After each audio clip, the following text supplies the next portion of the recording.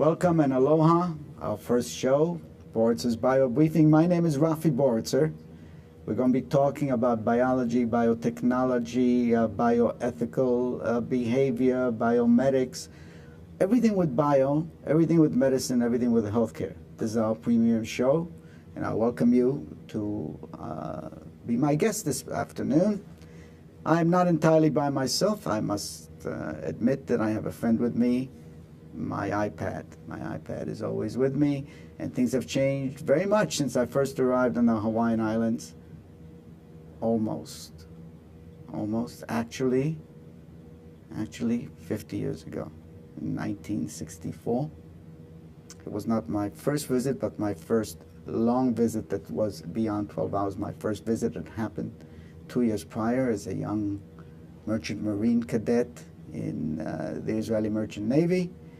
We had hit a sandbar in Panama and consequently had to stop for fuel on the way to Japan. And the only place in the middle of the Pacific, as you well know, is right here on Hawaii. And I spent a whole night walking from Coco's to Diamond Head. Coco's is the old coffee shop that turned into Hard Rock Cafe later on. Became all sorts of rental properties for all kinds of purposes. I don't know what they're doing there today, but it was in that time an adventure to get to know Hawaii for the first time. So consequently, that's how I met Hawaii. 2 years later, I came to study at UH, studied sociology. My claim to fame is that I'm a defrocked sociologist. After spending 3 degrees as a sociologist and graduate work in Hawaii, where I am happy to say that I went with quite an elite retinue. I remember the teaching assistant at the time was a gentleman who went on to become a taxi driver, and then I lost track of him and along the way, and he became the governor of the state of Hawaii. So things happen. If you don't look around, you could be corralled in becoming a politician. That did not happen to me. Another gentleman at the time was Vernon Wu. Vernon Wu is a successful attorney in Honolulu, was also a family court judge. And so I guess all big successful careers start with studying sociologists. The rest of my story you'll get to know over the meetings that we have together, but our purpose today is to examine all types of, as I said, medical, health, and biological phenomena in the world, especially those that have a direct relationship to Hawaii. We are going to be examining issues that range from biology to medications, to biosimilars, to biological ethics. We're going to be talking about the Affordable Health Care Act. We're going to be talking about healthcare systems from Cuba to Israel and many countries in between. We're also going to be talking about the future of inflammatory disease and the consequences that Hawaiians are particularly sensitive to from overeating, obesity, and the incidence of diabetes. So we're going to start by talking a little bit about the role that diabetes and especially obesity, one of the major causes or co-inhibitor of the diabetic problem in Hawaii, is causing such concern. Perhaps research. Additionally, the situation requires government intervention. But first and foremost, we're going to be talking about the fact that behavior change is a critical component of making sure that we don't have a disaster, not only in Hawaii, but nationally. I'm very fortunate. About 3 years ago, I was part of a research team that was funded by the Centers for Disease Control and under the auspices of the Michelle Obama Initiative, which, as you know, concerns exercise, healthy eating, came up with a program which was primarily focused on Maui and Kauai because it was addressing rural issues of Native Hawaiians. We're going to be talking a lot about Native Hawaiians, and in a few minutes I'll also tell you about some of the things that have to do with Native Hawaiian health and medicine. We're going to be meeting and introducing you to some of the key players in the arena of Native Hawaiian health right here in our Hawaiian name. I'd like to also invite my guest today. He is actually not only a guest, he's the owner and the proprietor, if you could call it that, of Think Tech Hawaii. And I'm going to ask you to stay tuned. Give me a couple of minutes to prepare the hors d'oeuvres, the full plate, the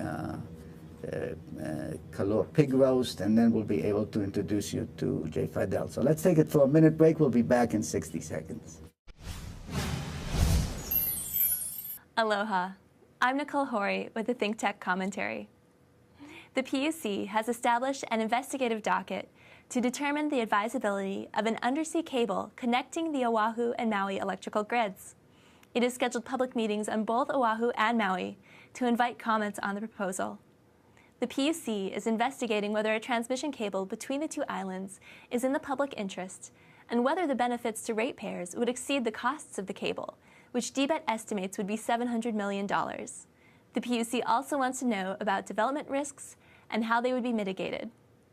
With the remarkable increase in PV in the islands and the availability of new grid technologies, it may be possible for each island to generate renewables that meet its own demand and to have separate renewable grids for each island instead.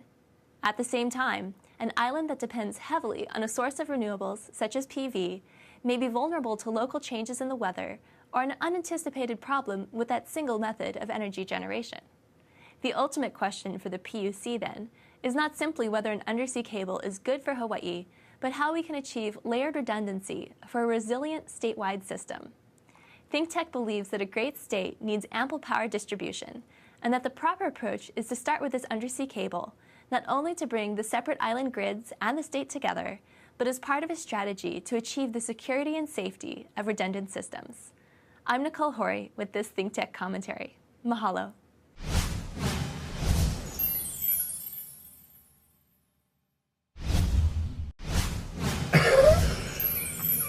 Aloha. I'm Nicole Horry with the Think Tech Commentary. Back through the magic of television. Isn't television wonderful? Yes, it is. Soon it'll be gone, and what will we do then? We'll just have to wear our special sunglasses, go to boring lectures, and watch a tube through a little chip right over our eye. It's all going to be on the internet. It's Rafi. all on Everything. the internet. It's We are going coming. to stop actually living in a biological sense. We're just going to be little figments of the internet's imagination. We're going to be the byproduct of internet cogitation. What was that movie with Tom Cruise, and these people lived in a tank, Yeah. and they didn't do anything, just sort of floated in the tank, and their minds were operating. It was all about getting a good signal from their brain. That's what Well, it's you know going what to we happen. before we get into our main meat and potatoes, I want to tell you something. I predicted about 20 years ago, and I have witnesses, and I said that the world is going to have to prepare for a generation of people, a certain segment of society that is going to do nothing. And I think we are reaching it much quicker than I anticipated.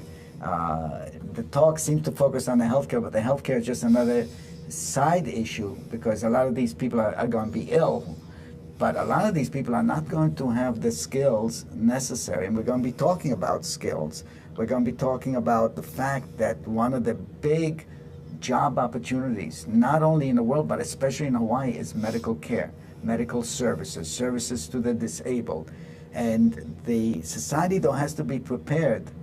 With all due respect to the Republicans, and I know the previous show that I just came after is one that espouses a more less governmental role in society, but I think it's not an issue of governmental role. I think that as a society we have to make a conscious decision that are we going to take care of those segments of society that simply can't take care of themselves. I mean, the other option is to do, basically what the despotic regimes during World War II did. Just eliminate people who are not deemed to be used to society. And I think that this is a real philosophical question. Why do I bring this up? Because I think the whole issue of bioethics, medical ethics, we do discuss it, but we seem to avoid in America talking about ethics in general, ethics of economic behavior, the ethics of the material world, the ethics of medicine. And, remember 1984, George Orwell, right? Yeah, well, of course, it's the 30th anniversary of that? Yeah, right. 30th anniversary. Yeah, 30th anniversary of that. And if you remember, in 1984, people were terminated at the end. When they were no longer considered useful for society, they were sent away somewhere. But I want to talk a little bit today about future discussions in bioethics, since I teach bioethics and medical ethics. And the question, when to disconnect the lifeline, and when do you deny medication? What kind of medication do you give? It's a huge problem. But the real question is, this is a subcontext, or a subtext, if you like, of the bigger question, and that's the question of what do you do with people who have nothing to contribute to society, not necessarily because of their own fault. Some of it is their own fault, but some of it is conditional. You're born into parents. I don't know if you remember when you were small, but when you got into a fight with your parents, you'd always say, "I didn't ask to be born." Did you ever say that? No. Oh, sorry. I did that, actually. I did say that to my parents when I was particularly angry. They would say to me, we shouldn't have had you. No, they never said that thing. My parents never said that, but when I get angry, they say, "Why didn't you do this, or didn't do this, or why did you get a terrible grade on your homework and this?" I said, "I didn't ask to be born and to be put into that." So the question is, what do you do with people who really didn't ask to be born? It's getting to that. I mean, I think your point is so well taken. Yeah. It's getting to that. We have become a world, or at least a country of consumers. And all we know how to do is consume. We don't know how to produce. There was a piece in the New York Times yesterday about if you thought that American manufacturing was up again, think again. It's not up again. I saw that in the New York Times. So, as a society, we're becoming less productive, more consumption-oriented all the time. And if you keep going down that trail, where do you wind up? The world owes you a living. My parents said that to me, too. The world does not owe you a living. You have to do it yourself. And as a country, the world doesn't owe you a living either. But I'm saying, what if you're raising a generation without any value structure that says that the world doesn't owe you a living? Then you become, many times you become feeling entitled that the world maybe does owe you a living. But the question is, where does this get interjected? Maybe it does. Maybe it does. As a matter of humanity, maybe. Well, let me ask you something. Let's just ask in terms of bioethics again, because I always come back to it. What do you do with someone who is lacking in medical faculty, so you can't even say he can learn the value system or he can learn a particular skill? What do you do with that person? Do you practice eugenics? Do you practice euthanasia? What do you do? And no one wants to talk about it because, God forbid, excuse me, we use this expression a lot in my culture, but God forbid, this question should come up. About 2 years ago, 60 Minutes had a very interesting, you must know about this, program about all these people in the country who are all on tubes. And their family, for largely religious reasons, wants to keep them on tubes, but they're blotto. Okay, and they have no insurance, and the government spends $10,000 a day keeping them alive, and the family says, "No, don't pull the plug, don't pull the plug." Well, the answer seems pretty simple in that case, to pull the plug. They're just and it's an unbudgeted expense on the part of the federal government. Nobody knows how much it's going to cost in a given year or next year. And so, this seems clear that sometimes you have to pull the plug.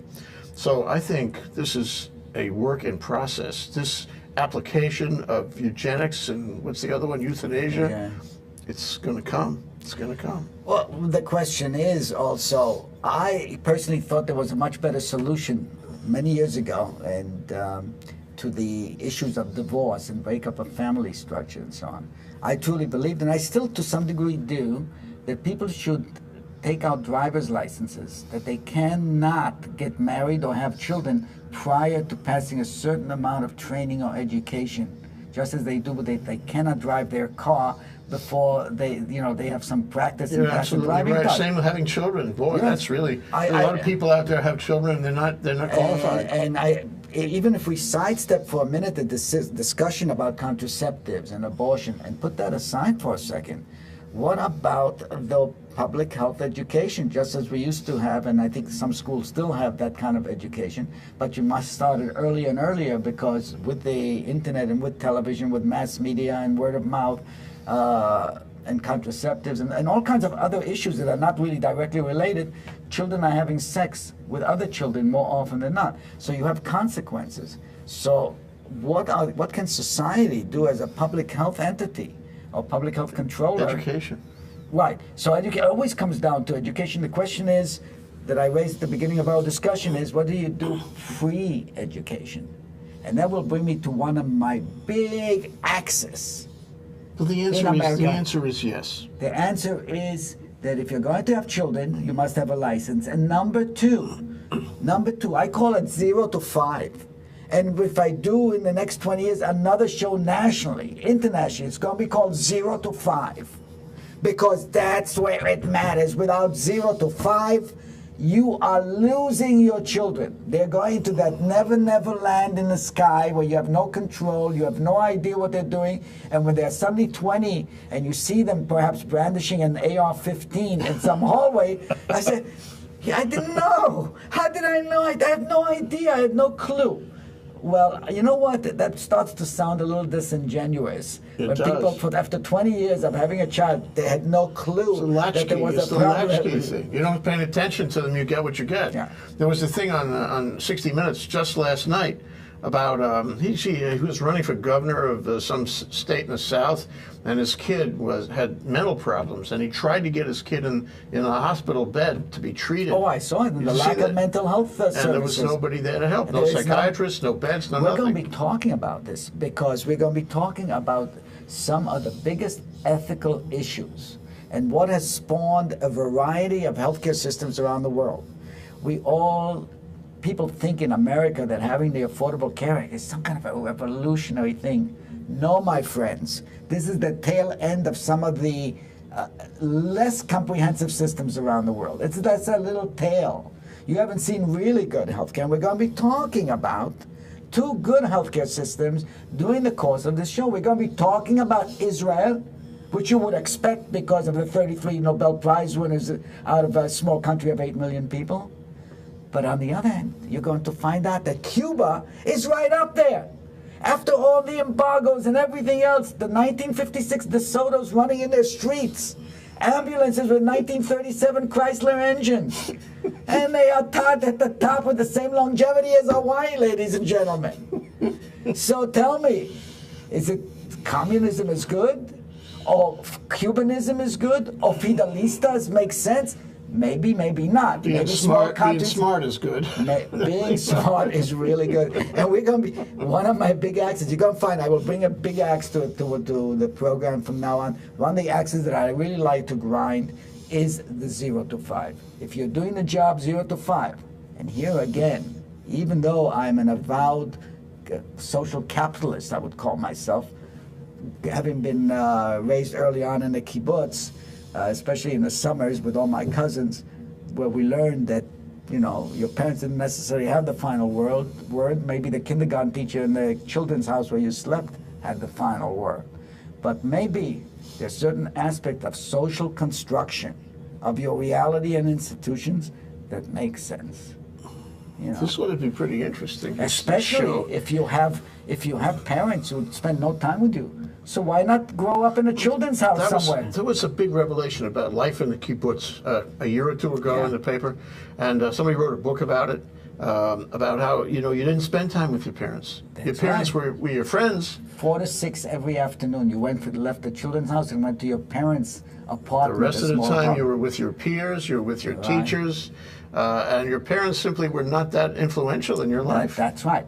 But there are the repercussions. And the repercussions show up when you grow up.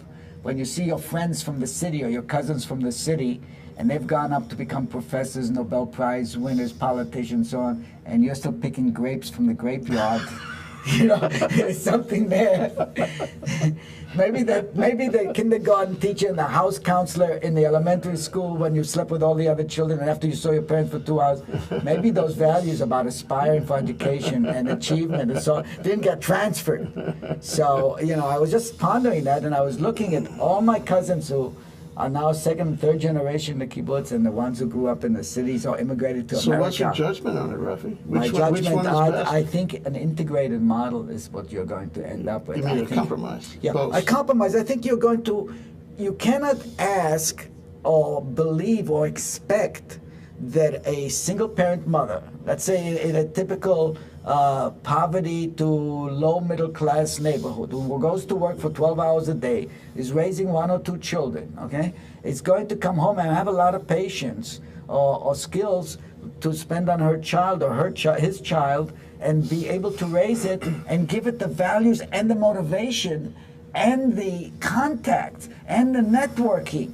and all this to succeed. You're just raising one generation the same after another unless there's some intervention, right? And so perhaps the kind of, if we are now cognizant of the fact that society is made up a lot of single parents, maybe it's time to institutionalize the child care much earlier. Gee, I think it's really a good point. You know, years ago, the home was the hearth, you know, and Dad would sit at the dinner table and be at 5 o'clock, and you'd be there, and then and whatever things were happening, you'd have to explain to him, and it was a real family connection. But now everything is latchkey, and they work 3 jobs a day. They don't have any time for you.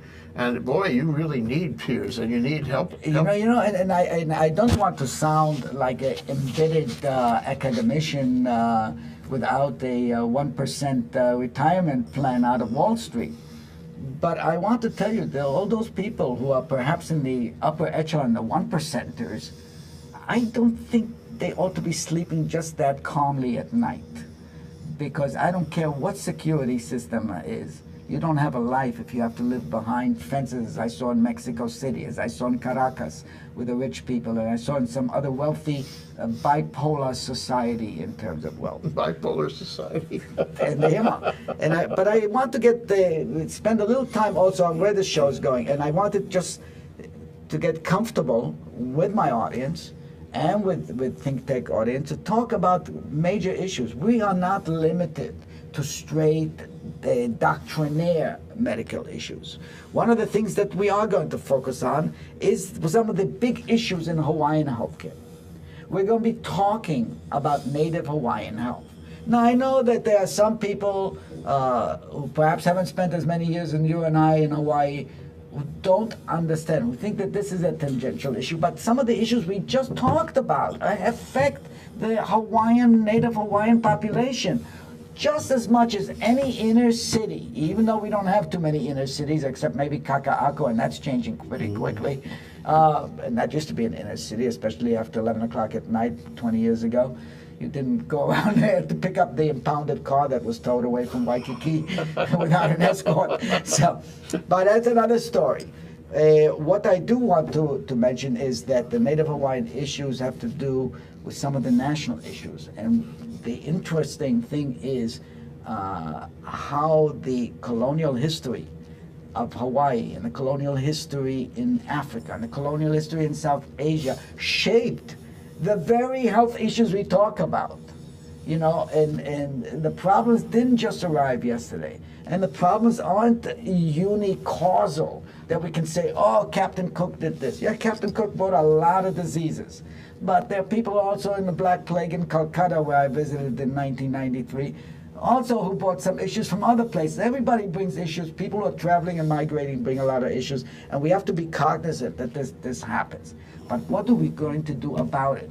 And what I find that the situation in Hawaii is so unique about the health issues of obesity, diabetes, inflammatory disease, and chronic illness is that it's solvable. We have a crucible here. We have a test tube. We have a laboratory. Okay? And the native Hawaiian health systems, whether it's at the John A. Burns School of Medicine, whether it's the various groups that we're going to invite to come here and discuss this, they are chartered in 1988, 1989 through the Native Hawaiian Healthcare Acts and so on to promote healthcare. What can be done? What are some of the ideas? What are some of the integrative pathways to solving these issues. They will require issues. It doesn't stand alone from community development. It doesn't stand alone from income earning. It doesn't stand alone from education. It all is a totally integrated concept. And to look at each issue as if it stands by itself, we can solve this problem and not solve the other, is to live in a la-la land. That's the only way I can describe it. It's kind of a remove. Why don't we take a little break and gather our thoughts before we start going into some of the issues that we're going to be looking at over the next 12 months. This is Rafi Boritzer. We'll be back in the shortest amount of time possible. Aloha. I'm Nicole Horry with the Think Tech Commentary. The PUC has established an investigative docket to determine the advisability of an undersea cable connecting the Oahu and Maui electrical grids. It has scheduled public meetings on both Oahu and Maui to invite comments on the proposal. The PUC is investigating whether a transmission cable between the two islands is in the public interest and whether the benefits to ratepayers would exceed the costs of the cable, which DBET estimates would be $700 million. The PUC also wants to know about development risks and how they would be mitigated. With the remarkable increase in PV in the islands and the availability of new grid technologies, it may be possible for each island to generate renewables that meet its own demand and to have separate renewable grids for each island instead. At the same time, an island that depends heavily on a source of renewables, such as PV, may be vulnerable to local changes in the weather or an unanticipated problem with that single method of energy generation. The ultimate question for the PUC, then, is not simply whether an undersea cable is good for Hawaii, but how we can achieve layered redundancy for a resilient statewide system. ThinkTech believes that a great state needs ample power distribution, and that the proper approach is to start with this undersea cable, not only to bring the separate island grids and the state together, but as part of a strategy to achieve the security and safety of redundant systems. I'm Nicole Horry with this ThinkTech Commentary. Mahalo.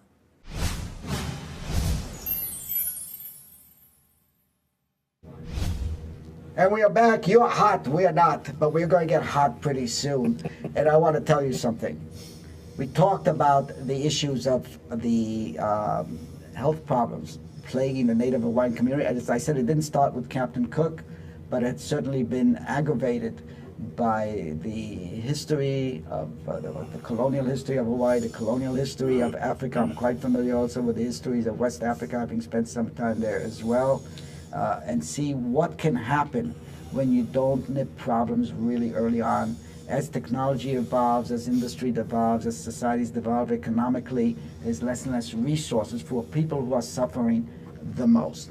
So, as I was starting to say before, I was rudely interrupted by the break, which was so necessary to let our sponsors see themselves on the tube. But what I wanted to talk about was a CDC grant that we received, as I said, from the Michelle Obama initiative to try to put a dent in obesity, into the consequential chronic illness, especially diabetes. And part of my research was to develop at least patient-targeted, sustainable incentive for the highest at-risk demographics. We've all hear about incentives all the time. You watch television, they say, if you go and redeem this coupon, if you go right now on the Costco site, if you buy in the next 24 hours, all incentives to get you to change your behavior. So I said, you know what, doctors get incentives. Doctors get to often travel on trips and conventions and present papers at the expense of some pharmaceutical company. How do they get this? How does this happen? Well, if a physician writes a prescription on a particular drug or something, the rep from that particular company follows that trail and says, oh, Dr. X has been, recommending Viagra over Cialis by 6-1. And Viagra is our product. I won't mention the manufacturer, of course.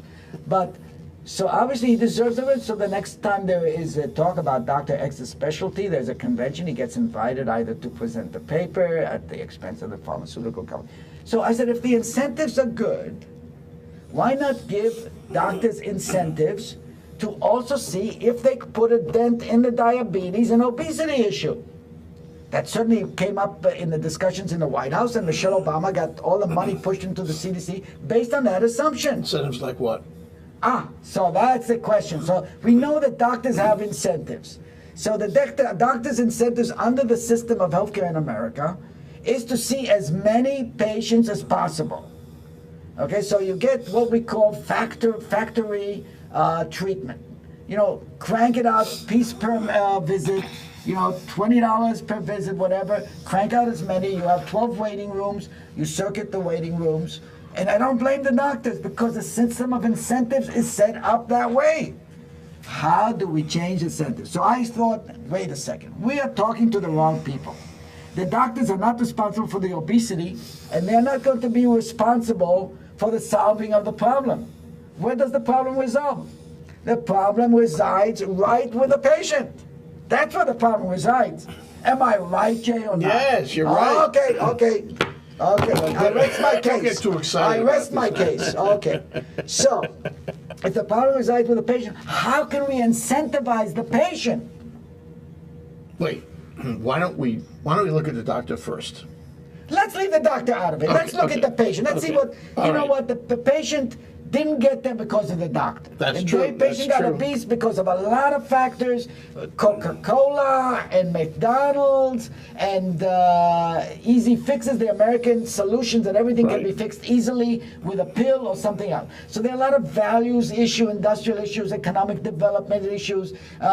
Companies like Pfizer and Johnson & Johnson made lots of money from having all kinds of drugs that's good only for 65, 85, or 75% of the people based on the threshold of the clinical trials, blah, blah, blah. We'll get through all this. We know the game. The question is, how do I get you to change yourself? How do I get you to change your behavior? What can I do? Do you want my firstborn? Do you want my wife? No, I can't give my wife. I'm sorry. You can have my... forget the firstborn also. But what can I do to make you change your behavior? What can I do to make you not stop at the next Pizza Hut just because they're puffing up a cloud of pizza smoke up the chimney as you pass by, and you haven't eaten since 8 o'clock this morning, it's now 2 in the afternoon, and suddenly your endocrine glands are telling you, I gotta have some sugar in my body. I gotta have it now. But maybe it's only 11 o'clock in the morning, you already feel that way. There's something wrong with what you had for breakfast. Oh, you didn't have breakfast? So what can I incentivize you with? What do you think our study, our research in the field, by the way, this was a pure applied research project. We did it in the field for 3 years. And what do you think we came up after? We didn't ask the doctors. I didn't provide the solutions. But I asked the people involved, the Hawaiian community in many respects on Maui, who get their medical services from a medical hui in Hawaii under one of the grants I just discussed before. And what do you think they said? What do you think, Jay? What do you think were the top 20? Okay, give me the top 2.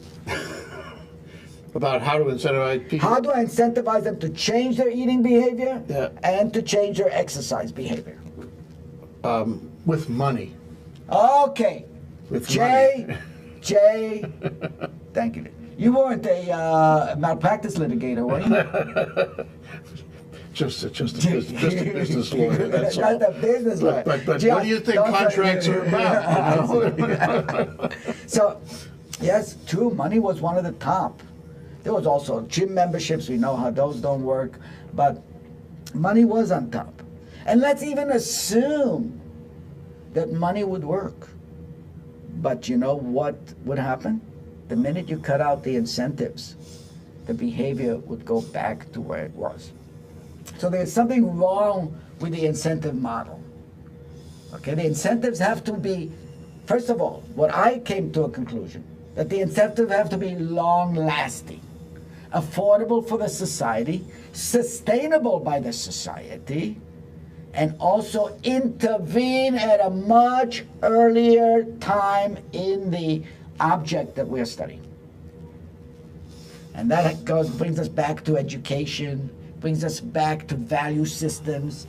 What role does society have in intervening? We talked about before about the kibbutz system, about the roles of values, what values. Suppose I take this white paper person, and he's very young. And he's in a, call it a kibbutz kind of system where you have multiple vectors influencing him. And every vector says the same thing: stay away from pizza.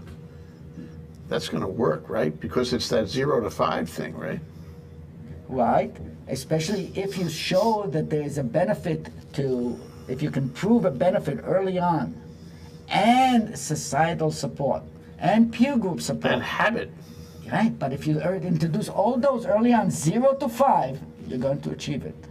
Yes. Because I cannot think of myself as an example. I grew up in a refugee neighborhood in tents, in a country that was all called Palestine at the time, and it's called Israel. And I went to school with refugees from Western Europe, children who had, coming to school in the morning and being deloused with DDT so we wouldn't have bed bugs, and being fed by the teacher as you walked through the tent classroom and got a spoon of cod liver oil furnished by the American Red Cross. So, and I made it. Was I lucky? Was it because of my parents? Was it because of the value system? Was it because everybody else was in the same boat at the time? And we didn't have iPads. We didn't know what iPads were. We hadn't even heard of fax machines. I mean, we knew Xerox machines. So these are some of the questions we're going to talk about. But let me get back to the study, because I think the crux of the issues of my show here, Boritzer's Bio Briefings in Hawaii, is particularly relevant for the obesity, diabetes piece. And what we found out was that we also may not be able to incentivize in terms of eating behavior or even exercise, but maybe by example and adopting some of the native Hawaiian behavior, we could do something. So I'll show you what we did. Maestro, do you want to put on the video, the 3-minute video? And this is what I came up with. Okay, you got everybody? Yeah. Okay. You got everybody. Okay, let's do it to it. This is an attempt to make exercise and fun Play this last time. synonymous. Okay. My name is Professor Rafi Boritzer. We are here on Sugar Beach. We're at the Maui Canoe Club, which is on the south side of the island. Today we are going to take for the first time the wide body canoe that I designed about a year ago, specifically to be used for obesity reduction and prevention of chronic illness. I know it's a little bit of stretch of the imagination, but we have a theory that if people exercise and something that they like to do, especially in Hawaii, where many of the Hawaiians simply do not fit in the canoes that they came here 1,000 years ago. We want to recreate the times that they can get back in the canoes, paddle, and keep in the shape that they were able to survive all these years on these islands. Hawaii is one of the highest populations of diabetes-prone and diabetes-inflicted populations. And we're trying to reduce that through exercise. Some imagination and support from people who never thought that this could be a weight reduction tool. A grant from the Centers for Disease Control. Also took the support of the University of Hawaii, Maui College. Most canoes are about 16 to 18 inches on the seats. Hey, Maria, could you take number 2? Bruce, number 3? The average person can fit in with no problem, but people who have obesity issues or wide girths and so on will find a problem to get in. And so I specifically made sure that the 3 canoes that I'm using for this particular application will be at least 2 to 4 inches wider to accommodate most people who will be able to get in and out of the canoe.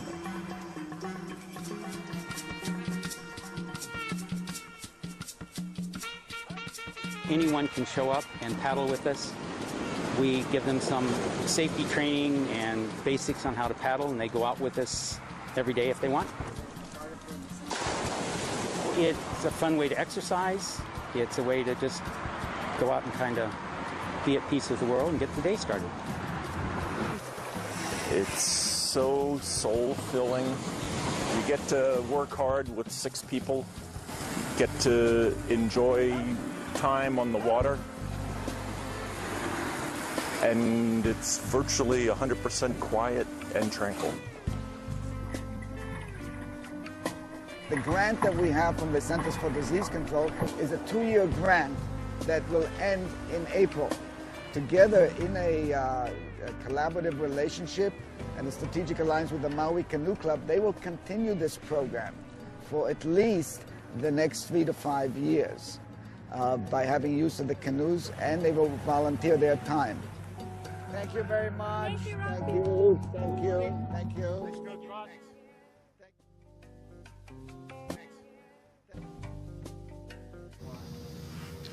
So what you saw was actually our second issue in the research was how do we engage the obese and at-risk population in meaningful physical exercise, thereby reducing the potential of costly and debilitating chronic illness. So we're going to take a pause because we're going to go really into depth on this next week with one of our molecular biologists at the School of Medicine. We'll take a pause here before we continue. Thank you, Maestro. Take her away. I'm Hong Jiang, host for Asia in Review on Tuesdays. And I'm David Day, host for Asian Review on Thursdays. Both of us broadcast our respective shows at 4 p.m. And my topics tend to deal with questions related to environment, culture, history, and sometimes human rights. And my shows tend to be on international business, foreign policy, geopolitics, and national security. And you can watch our shows live on the ThinkTech website at thinktechhawaii.com. And you can also watch us on YouTube or Olalo. So come join us on Thursdays at 4 p.m. I'm David Day. And on Tuesdays at 4 p.m., I'm Hong Jiang. Aloha. Aloha. As I said, just to give you a preview of next week's show, we're going to be having Dr. Rich Alsop, who's a researcher in telomeres. Now, telomeres are part of a gene structure that can actually predict your longevity. And Dr. Alsop and myself are teaming up to do research along the lines of actually measuring and seeing if any of our proscription and prescriptions for reducing obesity and reducing the potential of chronic illness can be measured after interventions such as dietary interventions and exercise interventions. But that's next week. Let us continue. We repeatedly mentioned ethics. Ethics is a very critical component of social behavior, and it didn't just start last year. Ethics have been around for a while. Ethics became an issue in religions, whether it was the Catholic Church, whether it was the time of Maimonides, Jewish philosopher in Egypt, whether it had to do with social systems. Ethical behavior is always at the crux of political and social decisions. And in the medical ethics, they are particularly facing many, many issues as a result of technology, as a result of longevity, as a result of miracles, if we can call them that, by the pharmaceutical industry. But there's often discussions about what happens when there's an argument in keeping someone alive, or on using a new today medicine that possibly could prolong life.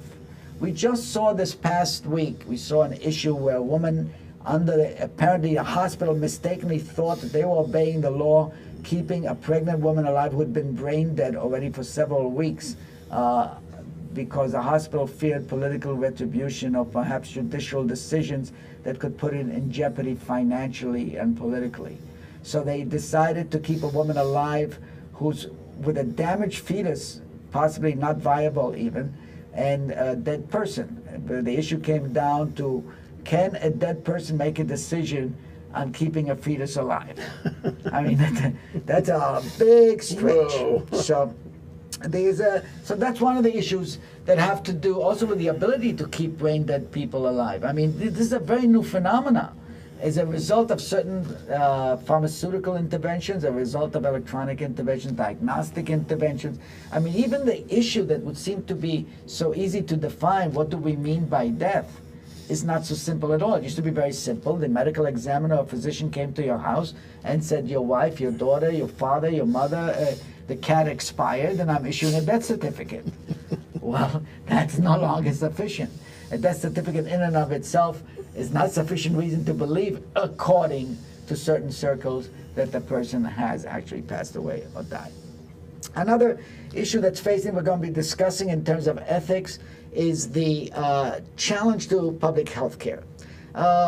Waiting for care. We saw just this week again. You know what? We can talk about ethical decisions because they appear every day on television. They appear every day on the internet and in the newspaper. We can't get away from them. What happens when a person doesn't get care? Just in Hawaii this week, a person was waiting in the emergency room 8 hours and passed away and died from waiting. What do you think that is? Is it just scarce resources? Is this something that only happens in America? Well, let me make you feel better. If you want to be compared to Pakistan, where I worked and lived for a while, I'll tell you how it works in Pakistan. In Pakistan, if you have money, you go to the university hospital in Karachi or in Islamabad or any of the big cities, no problem, you'll get all the care there.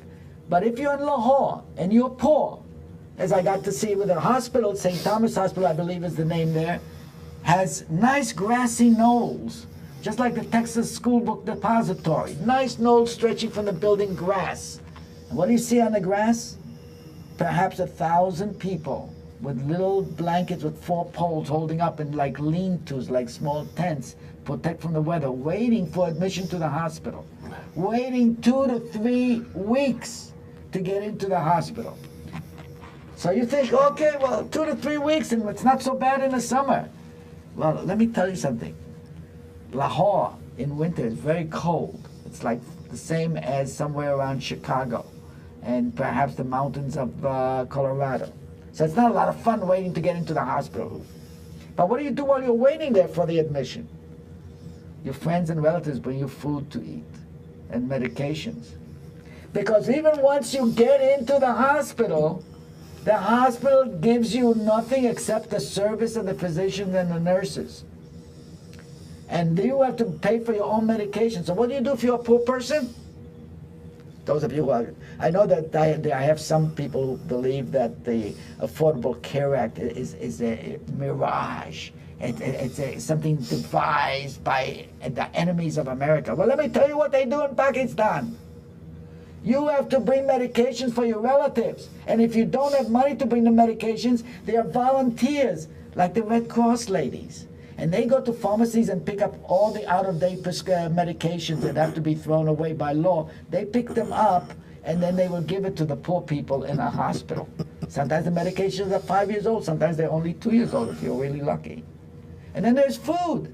There's no food in many hospitals, just like there's no food in prison in Indonesia if you're a prisoner. You have to provide your own. So when you're in this hospital in Lahore, your relatives bring you food. Now, this is just the good news I'm telling you. Now let me tell you the bad news is, when you get admitted, there are 2 possibilities. Either you will share one of the beds with another patient, or if he has too many tubes perhaps sticking out, you will be under the bed on a cardboard in the hallway, because only paying patients get to be inside the rooms. So ladies and gentlemen, this is not just a story. This is not just a horror story. Pakistan is one of the good places compared to if you go to Africa, if you go to Sudan, if you go to Somalia. I don't want to describe you the hellhole. You know, someone just showed me a horrible picture yesterday on Facebook, one of my contacts. And she's a local girl, and she had been to, she showed one of the pictures of Sudan. And I recalled, okay, that I lost my innocence in the slave market of Sawak in Sudan. This was 1998. So things have changed in many places. Some things are changing, thank God. Some things are getting better and better. We can look forward to a great future. America has resources, talent. We need more education, more socialization, more child rearing, more caring, and more empathy and sympathy. We're going to be discussing a lot more. You can tell I won't be shut down easily. It's very tough to keep me quiet. So I'm going to be talking nonstop.